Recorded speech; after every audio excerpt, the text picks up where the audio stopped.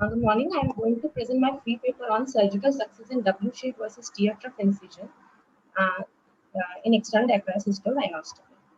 So, standard treatment for acquired nasolacrimal duct obstruction has been diaphragm rhinostomy surgery. It can be performed either externally or endonasal approach. The success rates of 63 to 82% have been reported for intranasal surgeries as opposed to DCR, external DCR, which is about more than 90%. However, one of the uh, complication is the formation of a cutaneous scar, which is absent in endonasal DCR surgery.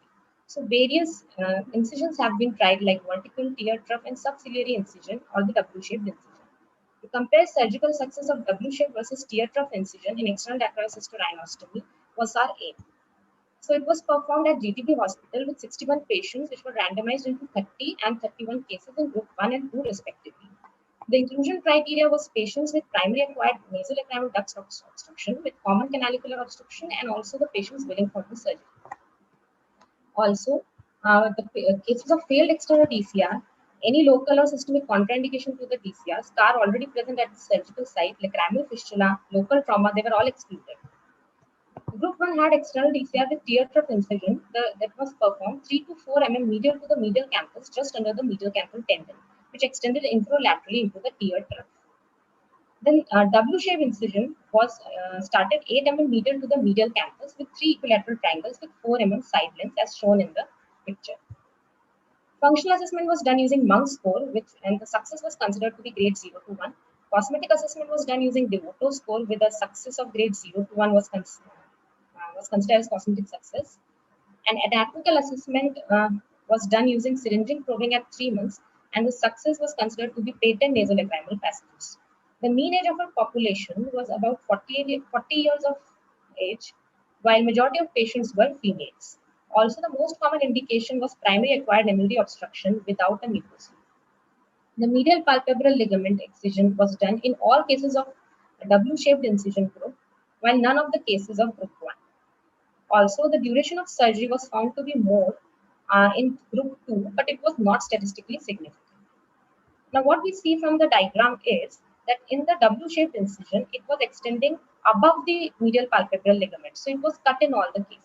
While in this case, the teardrop incision extended below the medial palpebral ligament, so the excision was not required. Also, the most common intraoperative complication was mucosal bleed that was observed. And the complications which were specific to W incision was skin flap tear and the reversible blackening of the skin flaps or their aphysis. And the post-operative complication was noted that edema as well as epiphora was significantly more in group 1, that is the teardrop incision group. Then when we compared epiphora at different months, we noticed that on day 1, we already said that it was significantly more in group 1, while in 1 month we observed more number in cases of W-shaped incision. So global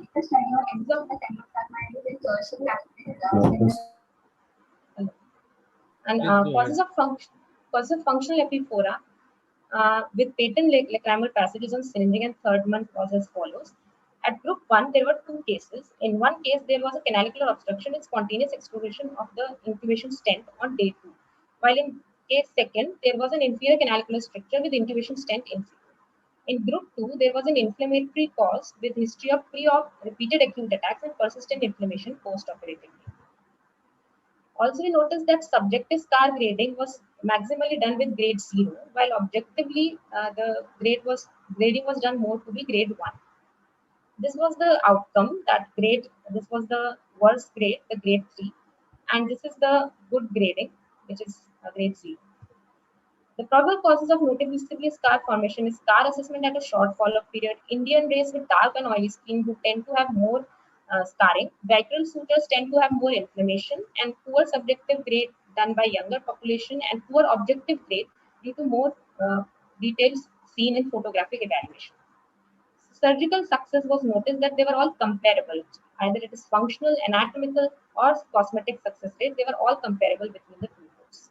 Very few studies have been done in the literature regarding W shape. It was done by Kinsey et al., Yazisi, and Vadwekar and Derem et al. So what they noticed was that Yazisi and Kinsey compared it with vertical incision, and W shape was found to have better cosmetic results, while Wadekar found that curvilinear incision was better. However, Dirim et al. Found that cosmetic outcome was comparable between both W-shaped and curvilinear incision, just like in our case. In our study also, there were comparable results. However, one problem was that we compared the results at 3 months. So they cannot directly be compared with other studies because they had a longer follow-up period. Like Azizi, Akinci, Wadekar, they had 6 months follow-up, while Dirim et al. Had 18 months follow-up. So what advantages and disadvantages we found regarding W-shaped incision were that in advantages there were better surgical exposure, delineation of tissue, easy dissection through subcutaneous plane, lesser need for wound retraction using CAT score, significantly less post-operative edema and epiphora on post-operative day 1 with better post-operative rehabilitation. While surgical time was prolonged, this could be because of the fashioning of the W-shaped incision. Also, the suturing time it takes more than a tear truck, and also there was some darkening of apices of the flaps. This was also seen by the study by Kinsey et al. So we conclude that cosmetic functional anatomical results are comparable to the conventional tear trough incision. Hence, it can be considered as a good acceptable alternative to tear trough incision in external diagnosis or rhinoscopy. Thank you, everyone.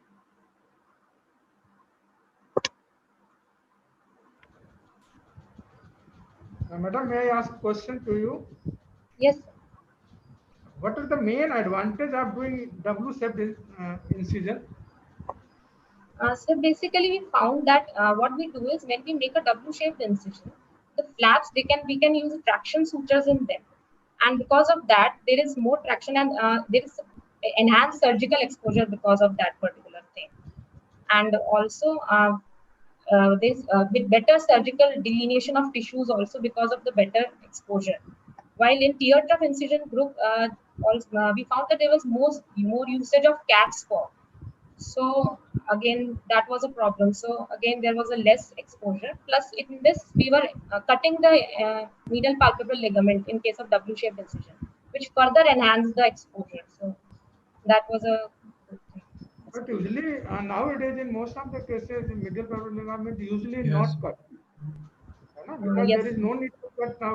Nowadays, most of the surgeons are doing without cutting the middle parallel ligament. Yes. You will be not scored in this because you are a non-ratified member.